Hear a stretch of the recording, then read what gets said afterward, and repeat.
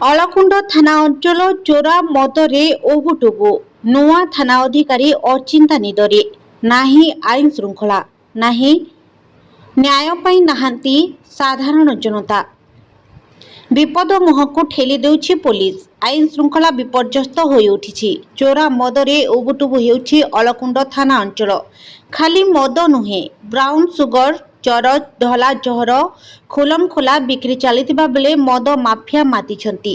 घटनारू प्रकाश एही थाना अधीन प्रीतिपुर ग्राम पंचायतर प्रीतिपुर बजार ठारू 5 मीटर दूरतारे प्रीतिपुर ग्राम पंचायत कार्यालय को लागि तैयारी होइछि मार्केट कॉम्प्लेक्स।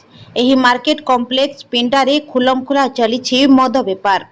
खाली मद बेपार नुहे मदुआ माने मद मांसर आड्डा सहित विभिन्न अभद्रामी भाषा गाली विशृंखलित व्यवहार नीतिदिनिया होइछि। प्रकाश थाउ कि एही मार्केट कॉम्प्लेक्स सामने रीजनल इंग्लिश मीडियम स्कूल अवस्थित।